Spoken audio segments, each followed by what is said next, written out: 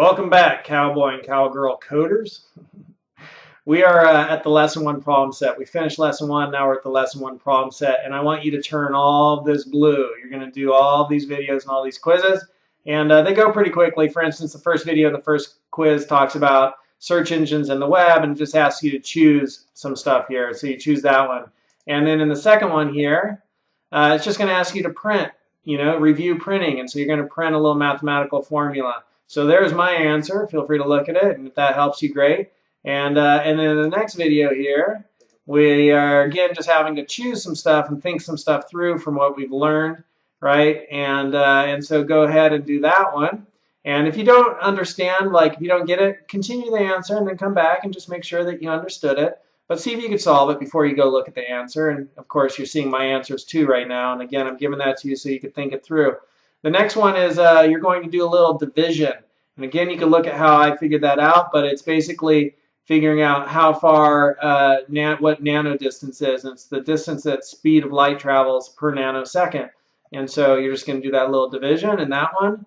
The next one asks you to figure out a little bit of information about how do we get information back from a string. And so, again, you'll watch the video and figure that out. I'm just looking through each of these. And then here, for instance, right, we're going to use information of working with strings to string slicing, they call it, to pull information out of a string. So if I test this here, we have S is equal to Udacity and T is equal to Bodacious.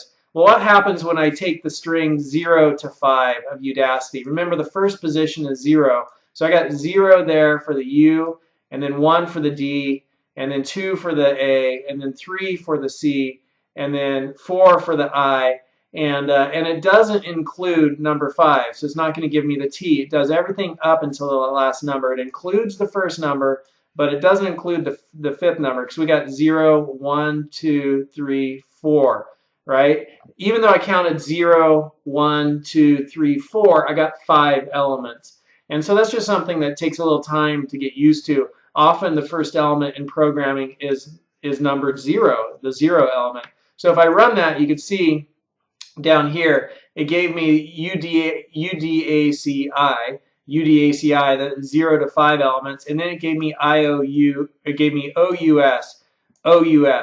which is, and this is negative, start on the negative, so negative means start from the right side, go back 3 characters, and then since it's on the left side of the column, it means continue forward. I know that's a lot of like, what?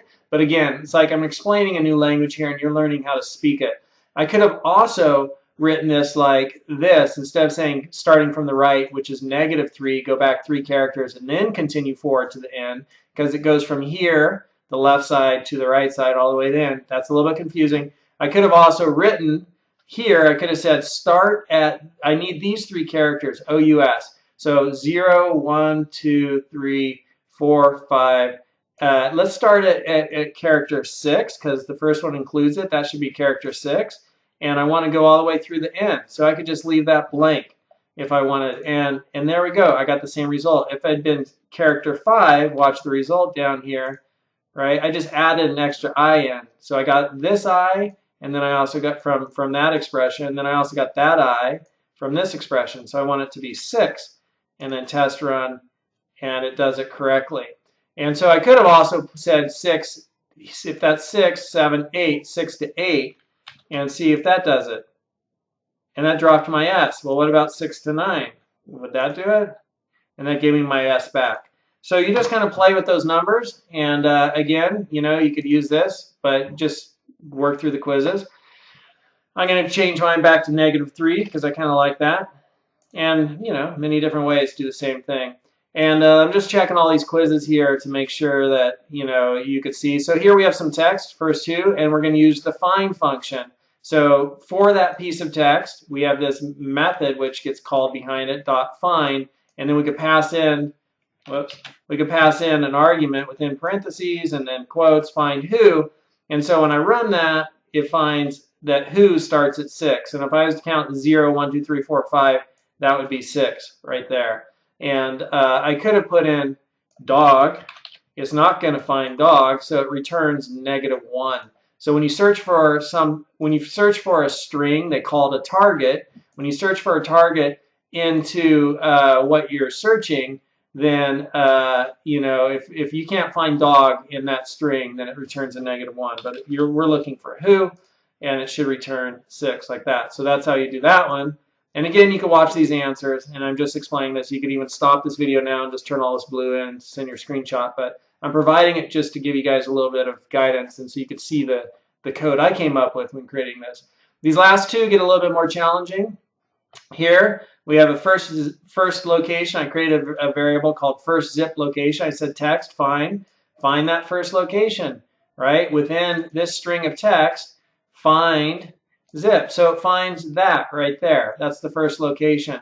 If I was to print that, so I'm going to just test run this, and you see 18. But if I was to find out where is that first location,